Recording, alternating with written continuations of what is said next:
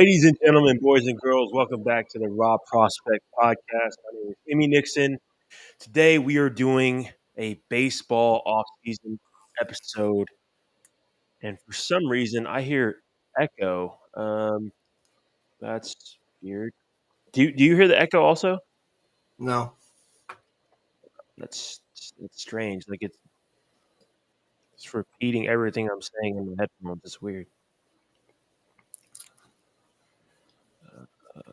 Hold on, let me adjust my audio really fast. Um,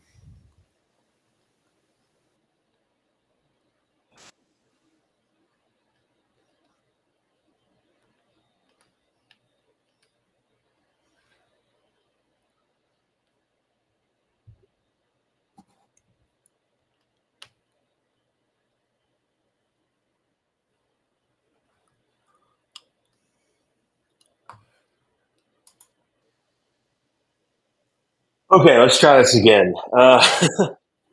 Ladies and gentlemen, boys and girls, welcome back to the Raw Prospect Podcast. My name is Nixon. Today we're doing our first baseball offseason episode. Gosh, it's back.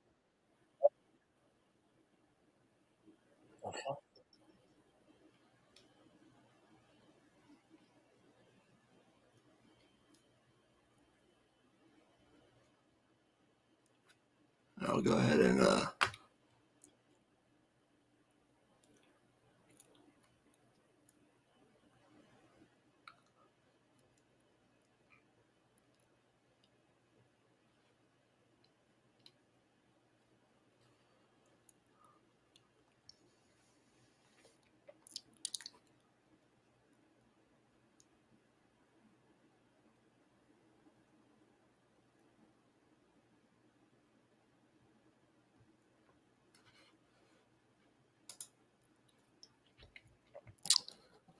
all right, guys, while we wait for Emmy to get his audio figured out, as he mentioned before, welcome back to the Raw Prospect Podcast. This is episode 200 and something, 208-ish, if I had to guess. Today we're going to be talking MLB offseason. There's a lot that's happened over the past month or so. This is the first time that we'll be discussing baseball in since October 26th. So it's been over 2.5 months since we last talked baseball. The last official baseball episode we did was our World Series preview for the Rangers and the Diamondbacks. So hope you guys enjoy. We got a lot to get to. While Emmy figures his, he's going to restart his computer. While he figures his audio out, we will pause, and then we'll be back when he's back. So give us just a second.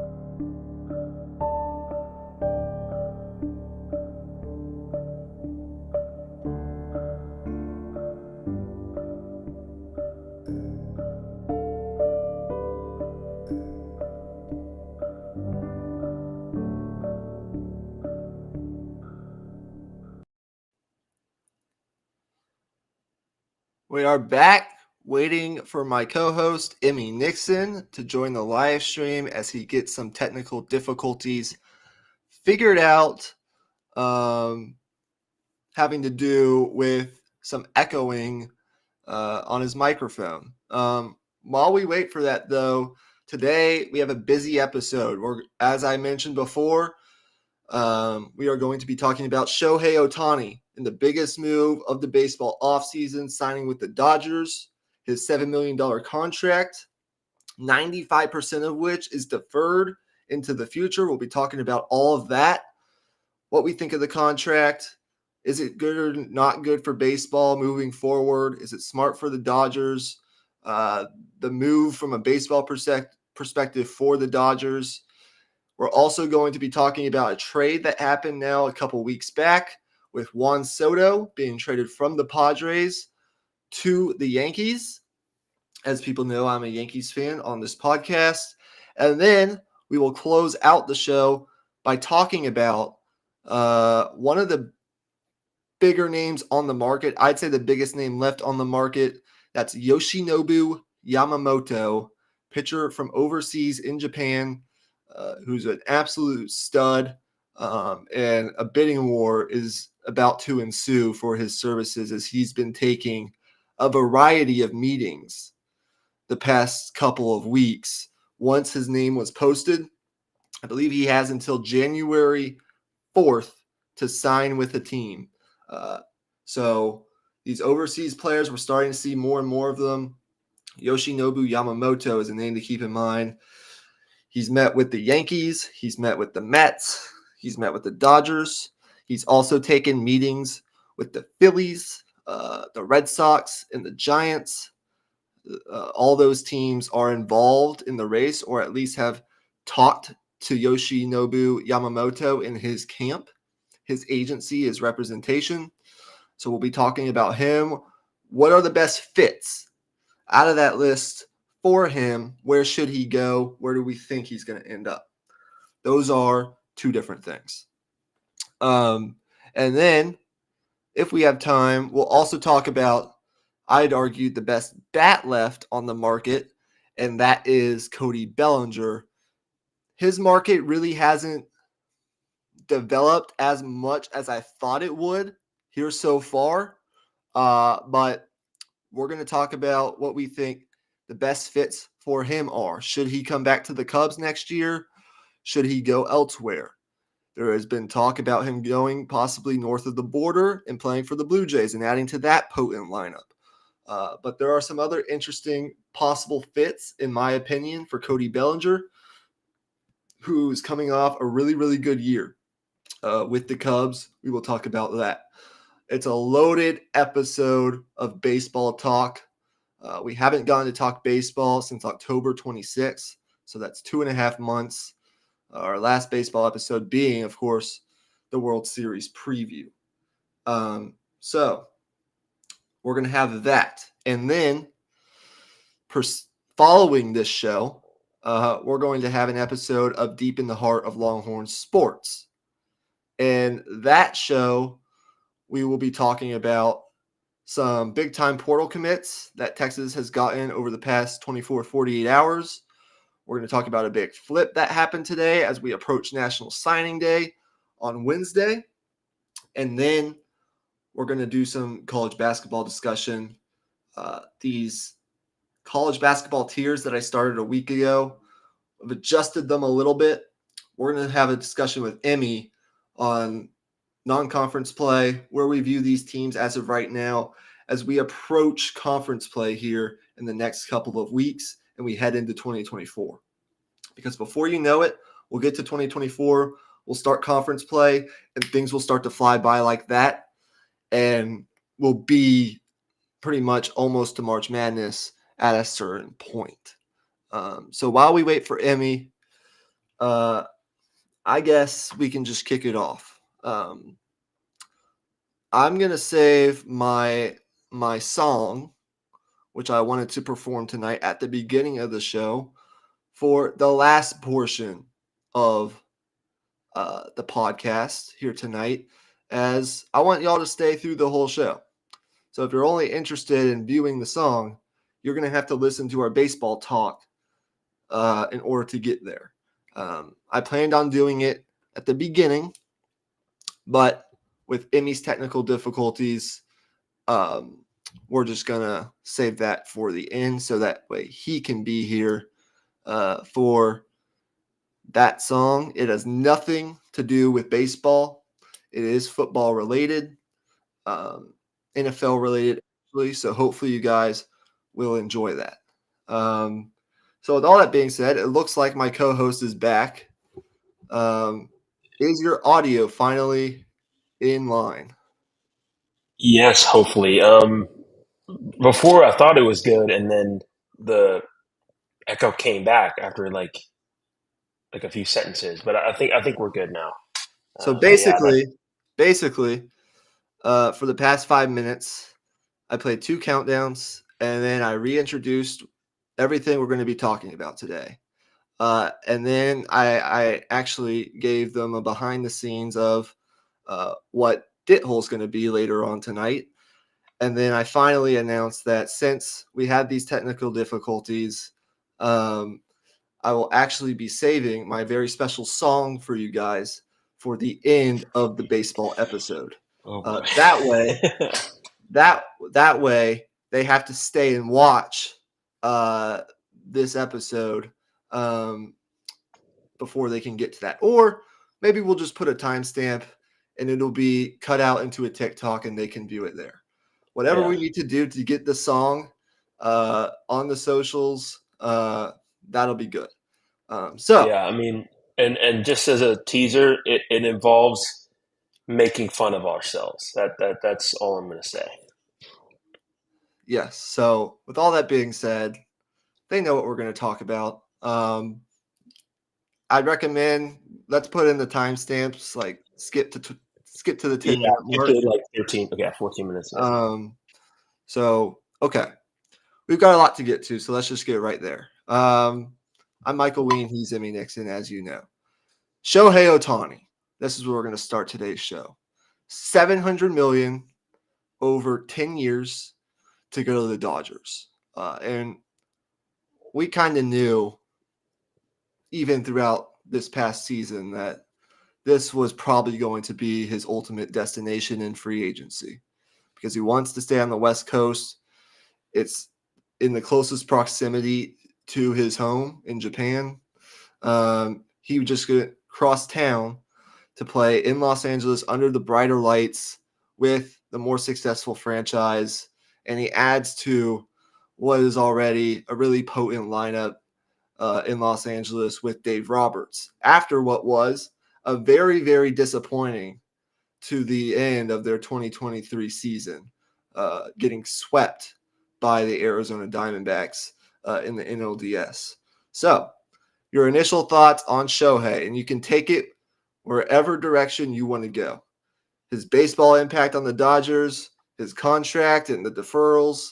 I mean, there's so much we can talk about here. Yeah, there's a lot of angles to this. I'll start with this.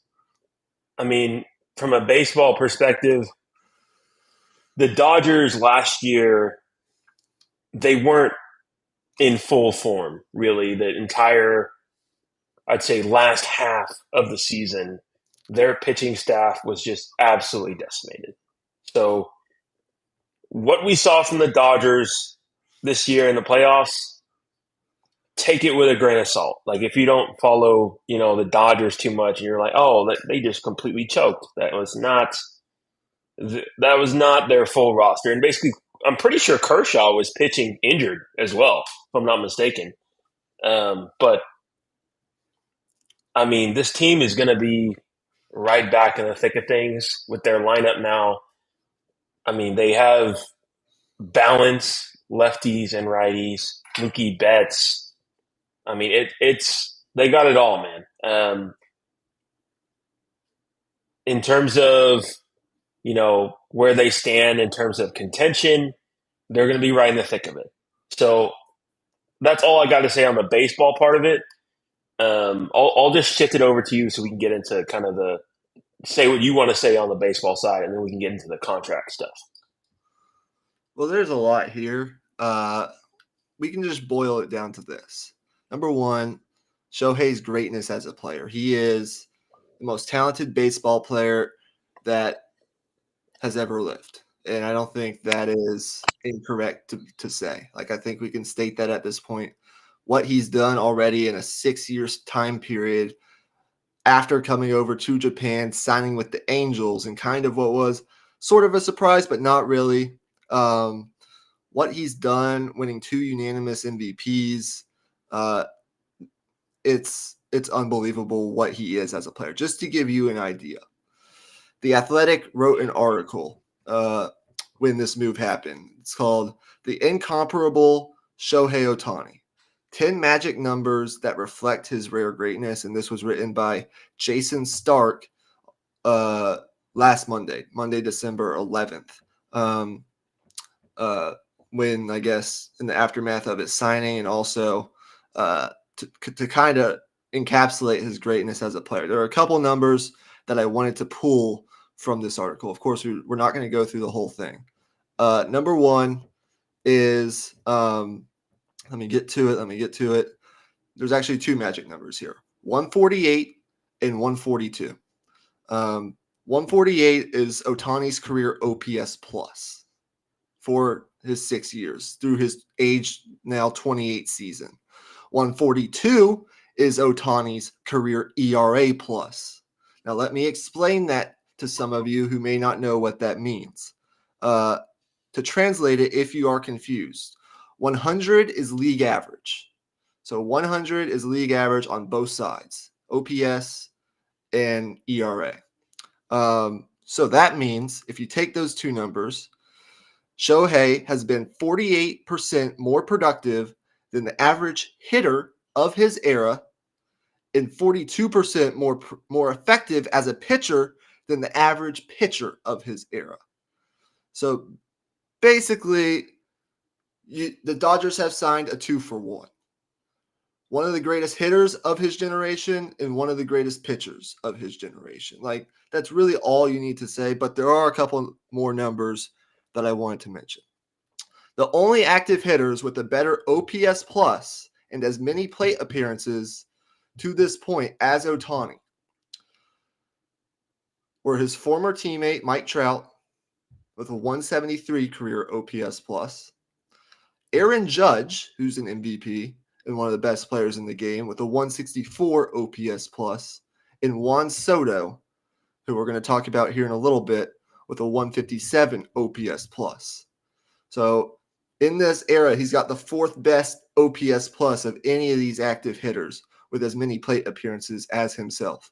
On the pitching side, the only active starting pitchers with a better ERA plus and as many innings pitched as Shohei Ohtani: Clayton Kershaw, his now teammate in Los Angeles, 157. Jacob deGrom, who's an all-time great when he's healthy, 155. And then Max Fried, the ace for the Atlanta Braves, who's fantastic when he's healthy as well, with a 144. So they just basically signed the 4th best offensive player in baseball and the 4th best starting pitcher in baseball based on those statistics alone. And they got a great deal for that particular player when you consider the structure of of Shohei's contract. So that's where we're going to take this conversation next. Obviously, from a team perspective, this does so many things beyond baseball. You think about Ohtani. The reason it's so great is because he brings not only an entire fan base with him, but an entire country with him in Japan. Japan is huge in Japan. Baseball is huge in Japan, and he brings all those people with him. And you think about the Dodgers, the big national brand that they are, the international brand that they are, and the marketing opportunities that the Dodgers can get with Japanese companies and everything of that nature. The endorsement deals that Ohtani's now going to get with the Dodgers, and the money that the Dodgers are going to get, not that they need it anymore, from these endorsement deals, from these marketing deals, from just the butts that will be put in seats with Ohtani, Freddie Freeman, and Mookie Betts in that lineup on a nightly basis, it's incredible. And they're going to actually earn a lot of this money back that they're paying Shohei just from those things. So it goes beyond just you got to face Mookie Betts, Freddie Freeman, and Ohtani, or some combination of that in the first inning of these games. It's also, you got to think of it from an outside perspective and the massive impact it not only has on the game of baseball, but the Dodgers, Japan, and everything else as a whole. That's why the magnitude of this free agency was so huge. So I'll hand it back over to you. Your thoughts on the contract, knowing that I think 680 some million is deferred. He's going to make $2 million per year in just base salary over the next 10. And then I believe it's from 2033 to 2043 is when he's going to get paid, I think, $68 million per year. So your thoughts on that? Well, I think it says a lot about him as a person. I mean, he's just all about baseball. Like he does not care about money in the slightest. The Dodgers say, "Hey, this is what you're worth, but if we give you this, then yada yada yada, we're not going to be able to sign other guys." And he's like, "Screw it, let's just." I mean, I'm sure there was other. It was probably more complicated than what I'm simplifying it down to, but the fact that he was willing to bring the number per year down to 2 million, which is, I mean, the minimum. I don't know what the minimum is in baseball because it works a little differently than other sports, but the minimum in basketball is at like 890K, and it's like similar to that in football as well. I mean, that is just. I mean, it says a lot about him. Um, like the fact that he has so many endorsements in Japan to where it doesn't matter what his baseball contract is as well. Like, I mean, I think the Dodgers going forward, like as soon as he's able to pitch, I think they probably use him as a reliever at first, maybe kind of ease him back in. Because whatever you get from him as a pitcher moving forward is a kind of a bonus, to be honest, because he's just that good of a hitter to where it doesn't really matter what he's giving you as a pitcher. And the fact that he's on such a low salary, and this is a point I've made on this podcast before, is like players that play better than what they're being paid are so valuable in just about every sport. I mean, baseball may not have a salary cap, but it's just so valuable to have a guy at $2 million who's going to be the best player in baseball for the foreseeable future. I mean, that is just ridiculous to me. I still haven't gotten my head around it. Yeah, here's what I'll say on the contract. I'm surprised other teams haven't thought about structuring big contracts this way, or at least they haven't done it. And I think it speaks to how well run of an organization the Dodgers are. And you've already seen that. And I guess winning, 9 of the last 10 AL West or NL West division titles, getting to the World Series a couple times. We know how great the Dodgers are and the product on the field. But management, GM, owner, everything, they're a first-class, well-run organization. And Shohei came to them with this idea, which I think speaks to who Shohei is as a person and as a competitor. He wants to win, not to take a shot at the Angels, but didn't do a whole lot of winning with the Angels. And that probably motivated him even more to want to win, and he wants to win World Series. So deferring this money, knowing that I'll still be one of the highest paid, gross paid players in baseball with all of my endorsement deals to go along with this small salary that I'm going to be getting over the next 10 years, not really knowing what I'm going to be as a pitcher, but knowing that we can go out and sign more players, possibly even one of maybe the next great Japanese player in Major League Baseball, who we'll talk about later, because they're in those sweepstakes. If we can go get like 2 more pitchers and another hitter, that will just get us even closer to where we want to go. But it's really Yeah. smart on the Dodgers' part, and I think these bigger market teams should take a page out of their book. Where the people who don't like it are fans of smaller market teams, but that's a whole nother conversation with the CBA.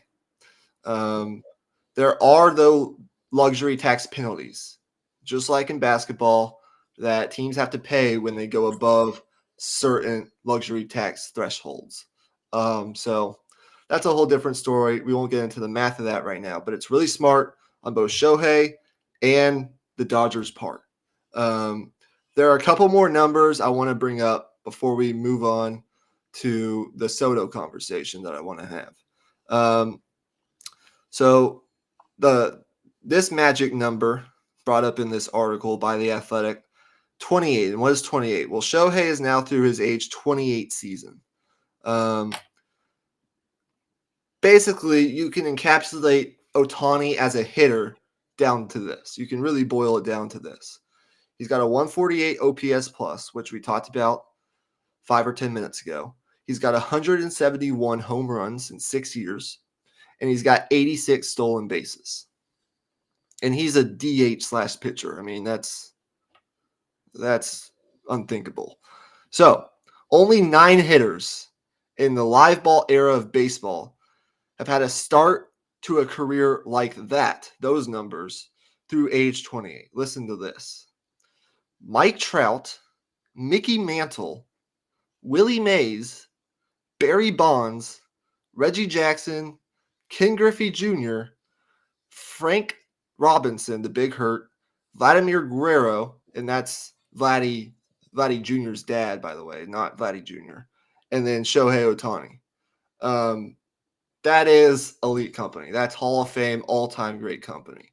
Now, one more thing is Ohtani the pitcher, and then we can move on to Soto, because Soto's a whole different conversation. But I have more numbers on Soto that I think you'll find absolutely fascinating. And that's one of the reasons, as you can probably tell, that I love baseball is because of all these numbers that stats that you can find. Where did it go? I gotta find it real fast. Ohtani the pitcher through his age 28 season. He's got a 142 ERA plus in 481 and 2/3 innings with 11.4 strikeouts per 9 innings. So he basically strikes out 11 and a half batters for every 9 innings that he pitches in his career. So here's your list of all the starting pitchers in the live ball era through that age with that many innings, at least that good of ERA plus, and at least 1 strikeout per inning. Pedro Martinez, Clayton Kershaw, Jacob deGrom, and that's it. It's like I could go on and on. I can't wait to watch Shohei at Dodger Stadium. It's going to be incredible. That first inning is going to be probably the toughest first inning for opposing pitchers in baseball, no doubt in my mind. They could go any sort of combinations. You could even bat Ohtani leadoff if you wanted to. You could go Ohtani, Betts, Freeman. You could go. Now, I assume they're going to want maybe righty, lefty, righty with the balance thing. So they might go Betts, Ohtani, Freeman. We'll just have to see. But any combination that they do put out there, it's going to be tough. So any closing remarks on Shohei? We'll, of course, talk about this more down the line when the season gets closer. But any thoughts?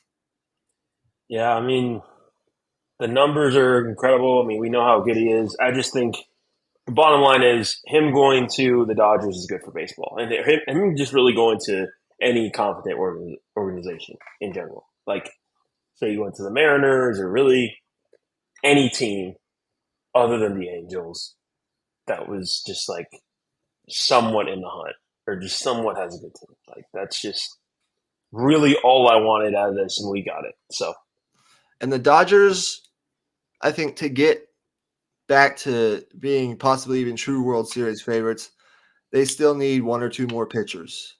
Because as you mentioned at the beginning of this, their pitching staff wasn't great last year. Now injuries played a big part in that, but they got to go out and get. Now they just got Tyler Glass now, and that's awesome. Because Ohtani's not going to pitch this next year, it exacerbates that need for pitching. I think they're going to possibly get Yamamoto, but if they don't get Yamamoto, I could see them going out and maybe getting like a Jordan Montgomery. They could go get Blake Snell, but that might be tough on their luxury tax, given that Blake Snell's coming off a Cy Young award, so he's going to want his bag. It's just depending on how aggressive they want to be. But as we mentioned, that contract gives them so much flexibility. It's unreal. So with all that being said, let's move on to the next big move of the offseason so far. And I actually broke this on a podcast back a week and a half ago. Juan Soto being traded from the Padres to the Bronx to play for the Yankees on an expiring contract. The big question here is whether or not Juan Soto is going to stay with the Yankees after this season. Of course, Scott Boras being his client or being, his agent. Scott Boras, one thing, he's kind of like some of these other big agents in other big sports. He's known to be a hard negotiator. And given what some of these other stars in baseball are getting, given that Juan Soto is an all-time great hitter for his age and is produced at an all-time great level, we're going to see where that contract ends up. But for the Yankees, as a Yankees fan, you at least now have a full year to convince him to stay in pinstripes for the rest of his career. You've got Aaron Judge there. You've got Garrett Cole there. You kind of got a core now of stars. Maybe if you go out and have a really good year this year, you can convince Juan, who wants to be under the bright lights, as he said, to stay in New York for the foreseeable future, with Aaron Judge to finish out his career, with Garrett Cole to finish out the length of his contract to try to go win a World Series. So all that being said, that's the contract part of that. What are your thoughts on this trade, as the Yankees did deplete some of their pitching depth to make this move, but this was a move that, let's be honest, they kind of had to make. Even with the risk of him walking at the end of this year, they had to make this move. Yeah, I mean, they had to make a splash, is what I'll say. I mean, they weren't very close to where they wanted to be last year. They were really struggling to hit for most of the season, just in terms of getting on base, let alone scoring runs consistently. Yep. And something tells me, Juan Soto is not going to take much convincing, to be honest, because the Yankees, I mean, they're the premier organization in baseball. They're the most valuable organization in baseball. They have the most World Series. They have the most, they have the biggest fan base by far, probably. I don't think that's going to be much of an issue. It could be, but I don't think it's going to take much convincing. Just because I think him and Aaron Judge is just going to be such a seamless pairing, I think. Yeah, it's the biggest thing that this does. There are two big things this does from a baseball standpoint for the Yankees. Number one, it gives them that like star lefty bat that they've been hunting down for the past 5 or so years under Brian Cashman. Because the benefit of lefties at Yankee Stadium is that you have the short porch in right field. And if you get some really good lefty bats like the Yankees had back in their heyday when they were winning World Series, and you can have balance in that lineup, it does wonders for this team, because the knock on the Yankees in the past was they're too right-handed, and teams know how to pitch to them. It's not a balanced approach. But now you can slot Juan Soto into that lineup and say the 3-hole or the 2-hole. For me, I like him in the 2-hole because then you can lead off with, say, Glaber or LeMahieu. Then you can bat Juan, and Juan's specialty, and this is the other thing it does, is getting on base. Like, that's what he's special at, and I'll mention that here in a second. Taking his walks, getting on base, not only hitting for power, but hitting for average too, most of the time. He just knows how to get on base. He has a knack for that.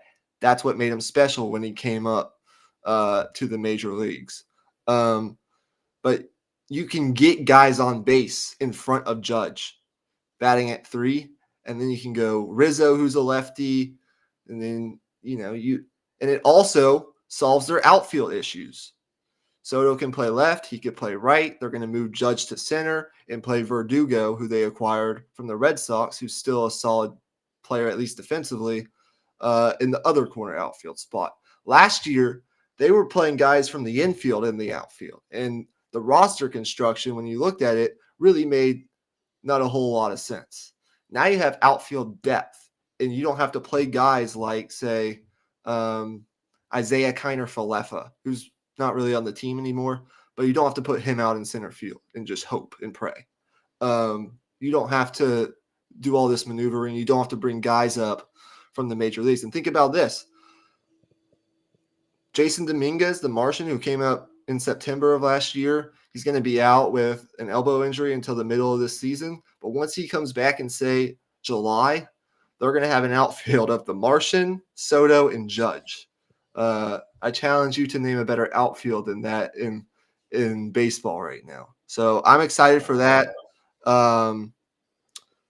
Let's get to a couple numbers, and then we can close out this part of the conversation.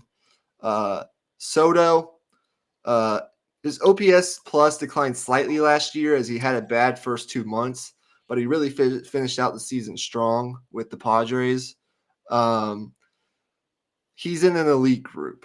His OPS plus to this point in his career through his age 24 season is 157. That tells us to remind everybody that through his age 24 season, he's been 57% more productive than the average hitter of baseball in the major leagues in the time that he's been in the big leagues. Also, 421, what is that number? That's his on-base percentage. Since his career on-base percentage, it starts with the 4 through his age 24 season. A 421 or better on-base percentage through an age 24 season in baseball history. These are the names: Ted Williams, Jimmy Fox, who not a lot of people know. I'm not super familiar, and Juan Soto. It's a pretty elite company. That's with, of course, a minimum of 2,500 plate appearances. He's also got 160 career home runs, playing in, of course, Washington to start his career, and this past year, San Diego. And this stat might blow some people's minds. I don't know if it'll blow your mind, but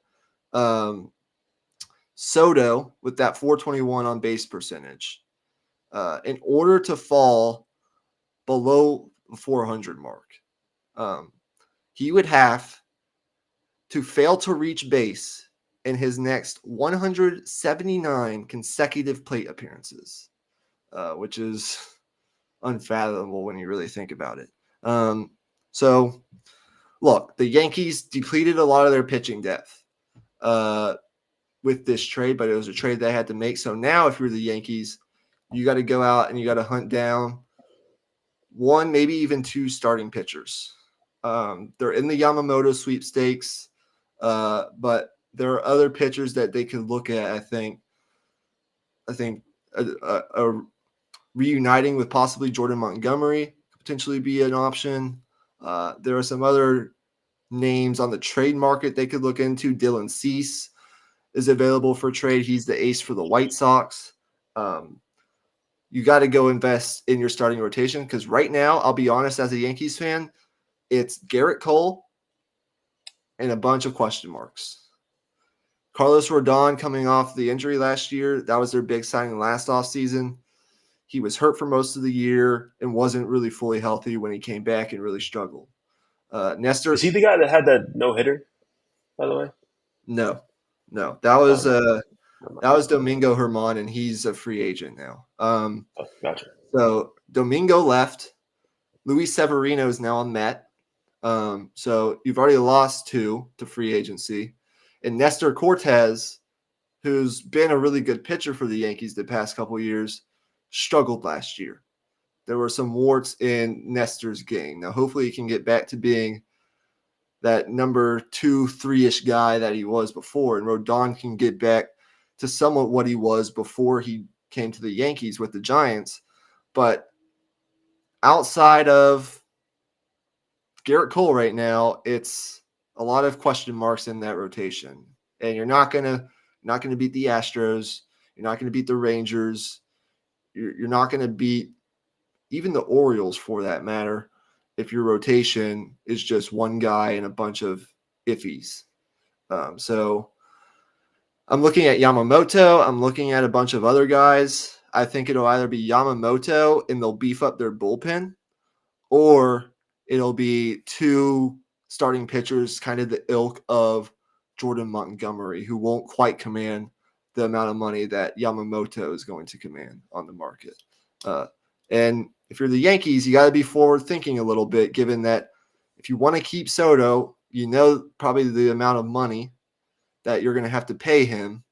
You've already paid Judge. You're already paying Garrett Cole. You still have Stanton on the books. So you are the Yankees, and it really doesn't matter how much money, what your payroll is, but there are luxury tax penalties that the Steinbrenner family is being very careful about. So those are all things to think about. So with all that being said, I mean, to your point, I mean, regardless, they got to be the right moves. Like, yeah, even if you have the budget that the Yankees have, you don't want to be in the luxury tax with a mediocre team. That's the worst place you can be in. Because at least, say you're, maybe this isn't the best example, but the Marlins or the Rays, for example, with one of the lowest payrolls in the entire major league, at least you kind of have a little bit more flexibility. You can move things around. But the Yankees, once you give all these guys big contracts, like you can kind of only make like side door moves. Like you can't make any like big moves to your like top 6 guys. Like the top 6 guys like are your dudes and you're kind of stuck with. Yes. So we've got TD here. He says Yamamoto. I don't know why I can't get it to come up. There we go. Yamamoto will be a Red Sox. Okay. Sorry, Yankees fans. We'll see about that, but they are in the running for him, so we will see. Rumors have it the Red Sox are prepared to go 12 to 14 years, up to $400 million, plus positing fees. I don't know what those are, but if those rumors are true, we'll see if he'll take that. Remember, it's not all about the money all the time, but it could be. We will see. They also said the Red Sox already offered $325 million. To my knowledge, that's not true because Jeff Passan reported earlier on ESPN that nobody has offered him a contract. The negotiations have not yet started. Now, they may have started tonight. They might start tomorrow. But Jeff Passan knows what he's talking about. So I don't know if that's true, but if it is, I mean, that's a competitive offer. Yeah, that's the starting Yamamoto point. Yamamoto will not go to the Yankees. I guarantee it. His agent hates Brian Cashman. His agent was part of Cohen meeting, but not. Yeah, you're just spitting bullshit right now. But okay. Okay, so there was a report from local Boston media that he was offered 300 million, but then it was backtracked by CBS Sports later on. So Uh, TD there also was something said to it. TD also said Juan Soto turned down 440 million from the Nationals uh, a few years ago. What is he worth now? Well, we'll have to see. I think you can make an argument if he has a good year next year, he should get 500 million plus. If he has an MVP caliber season, his numbers suggest that he is worth that much money. But I'm gonna go ahead and I'm gonna go screenshot this just so we can save it on for later. Ooh, Because just keeping receipts. I'm gonna keep these receipts. You're guaranteeing it, so we will see. I mean, for me personally, I don't really have a horse in the Yamamoto race. So as a Rangers fan, I'm chilling at the moment, just kind of letting the chaos ensue elsewhere. I'll be happy. I'll sleep happy as a Rangers fan for at least 10 years. I would say. So I guess that leads us right into the well, thank you for your chats, TD. Yeah. He also said what did he say last? Let's see. Um the Yankees do not have the biggest fan base. Yeah, you're right. I mean, Red Sox fans, I was Dodgers, kind of and that Cubs was fans kind of have like something to say about that. I don't know. We'll uh, that I would have to look that up, but yeah, I was just kind of spitballing at that point. But okay, let's get into Cody Bellinger a little bit. He's the next free agent that we were going to talk about. Some of the landing spots that he had lined up. Let me pull up that document. I guess go ahead and start off on where you think he might end up. I got to pull up the document we had with our well, notes. his market has been slow developing. I know that. Uh Ohtani, of course, held up the market for a while. That domino fell. Everyone's now waiting for this Yamamoto domino to fall. Um, I think it'll probably happen here in the next week. Given that he's been meeting with teams for a while, we'll see where he ends up. And then that opens up the market for a lot of these tier two players, like Cody Bellinger, like Blake Snell, maybe a trade for Dylan Cease mixed in there. There are some other bats on the market, Cody Bellinger being the best of which. I think that Toronto could be a good spot for him. I think they need some more lefties in that lineup, Yeah. some more balance.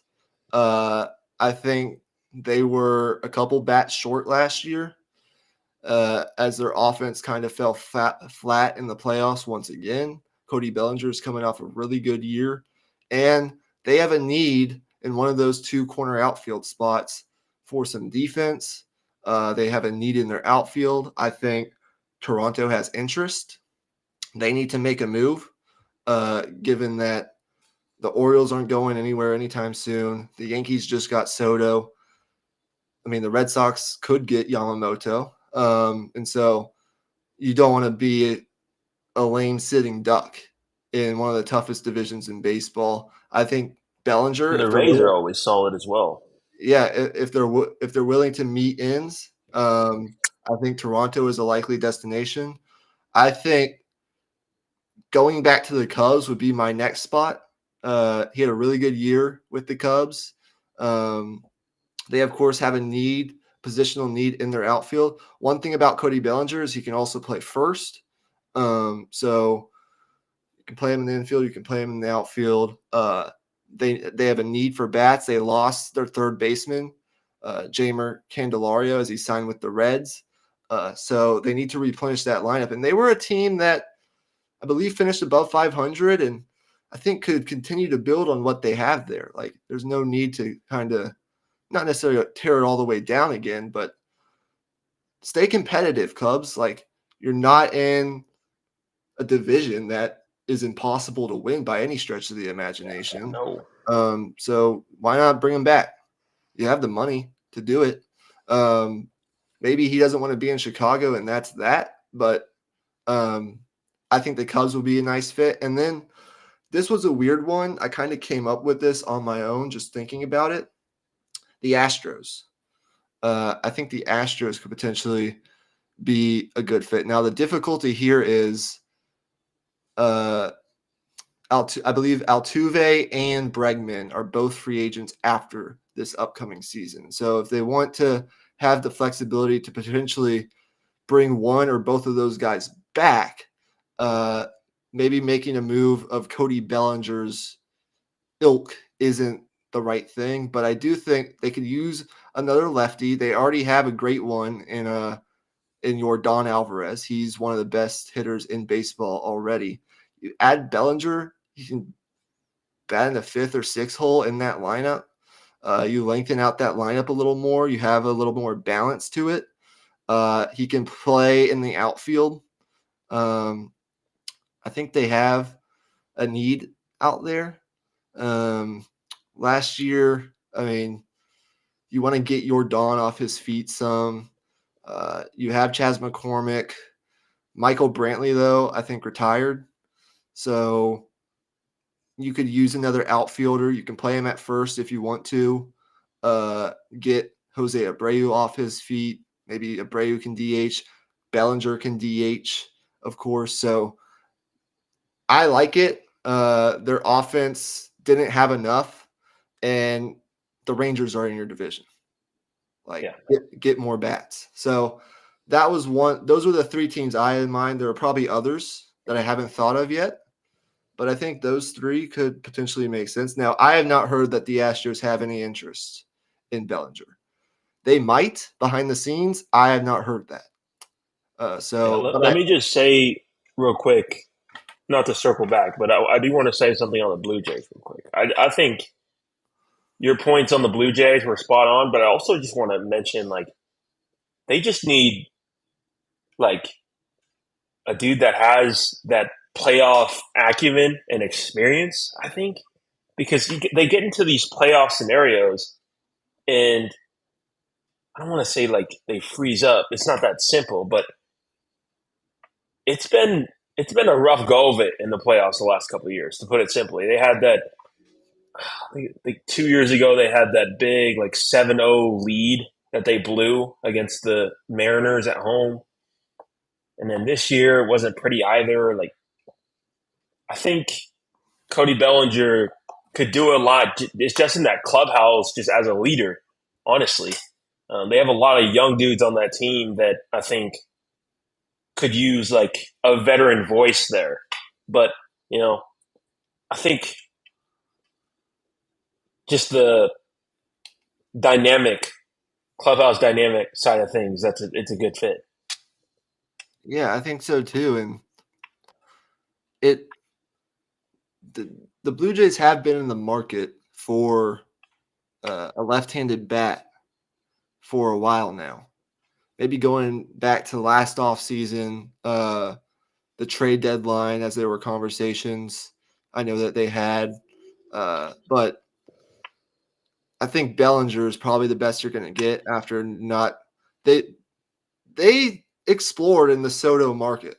But after the Yankees got Soto, I think they could use to make a move like this. And he's coming off a really good year, and I think he would do really well in Toronto. Put him down in like the fourth or fifth hole. And I think, that just makes that lineup all that much more dangerous. So I think he'll probably end up in either Toronto, might go back to the Cubs. Another interesting one could possibly be Seattle. I don't I don't know if there's really a need there, but you can always use another bat and balance. So his market really hasn't developed yet, but I think it will once this Yeah. Yamamoto domino falls and we see where he ends up. So is there anything else you want to say on that? No, not really. In terms of baseball news that's dropped, I mean, did you want to say anything on the Dodgers signing? What was his name? Glass now? Yeah, Glass. Now, did you want to mention anything on that before we signed off? I mean, it's a good move. The one question about Glass now is, of course, he's been he's been dealing with different injuries over the past 2 or 3 years, but when he's pitched, he's been a top-notch pitcher. Um, he was the ace of that Rays staff, and they needed to make a move. I think going out and making a trade and then going out and making a signing as well is kind of the perfect way to do it. They've had one of the things about the Dodgers that I know is they have a bunch of young pitching depth. Yeah, And one of the things about the Rays is they've been one of the reasons the Rays have been able to be so competitive is because they just find guys and they're able to use them in so many different ways. Starters, bullpen. They have a certain kind of prototype that they like, and they just develop those pitchers. And I think it was a good trade off. The Dodgers also in the deal got Manuel Margot, who plays some outfield. Is a decent bat, like league average, maybe a little above league average bat, but good defender. And he's a lefty bat, so you can bring him off the bench. I think he'll probably where he'll slot in, and that's good bench depth to have. Major league bench depth is a very nice thing to have, especially for contenders. So I like the trade. The only thing we'll have to hope for is that Glasnow can stay healthy. And if he does, if they pair, say, Glasnow with Yamamoto, with Kershaw, now you're talking. I don't know that that's going to happen, but it's certainly possible. I mean, I think the Dodgers could certainly end up with Yamamoto, given that there are the Japanese connections there now with Shohei being there, and that can't be discounted. yeah, So, yeah, I mean, good move. I think the Jmar Candelario move, who you may not know a lot about, but very nice third baseman for the Cubs last year and was coveted at the trade deadline, but the Cubs, of course, held on to him. They traded him, or no, he signed, I think, with the Reds. And the Reds had a very nice run to open last year, but then kind of fell off. They add a very nice bat back into that lineup. And so the Reds might be a sleeper team to watch next year if they can get some more talent on the pitching side of things. Because with Ellie De La Cruz, who's one of the better young players in the league, with Candelario and some of the other quality contact bats that they have, we'll see. I mean, they're in a division, as I mentioned, that is winnable if you can just field a competitive team. So, yeah, I mean, there are lots more moves to be made this offseason. The hot stove is just heating up, as they like to say in baseball. We got the big one out of the way with Ohtani. We got the Soto move to the Yankees even before that. We'll see where Yamamoto ends up here probably in the next week or so. He only really has 2 more weeks to decide on a team. My guess is he decides maybe before the end of this week. yeah, And then we'll get to, Blake Snell, Cody Bellinger. We'll see what happens with Dylan Cease in Chicago. I think that's someone who the Yankees might pivot to if they don't get Yamamoto. And yeah, thank you to TD for your chats. I really appreciate that. Look, if the Red Sox get him, that's a great move for Boston. They've yeah. kind of been quiet so far this offseason, but That would be big for them. We'll see what happens with your guarantee. I respect it, definitely. What I wanted to ask you, though, maybe put it in the comments or comment it live before we sign off, is if you're guaranteeing that he's not going to go to the Yankees, are you going to make a guarantee on where he's actually going to end up? Because if you're making the bet that Yankees are the field, well, yeah, I might take the field there as well. But if you want to say you're going to guarantee he's going to end up in Boston, that's a whole different story.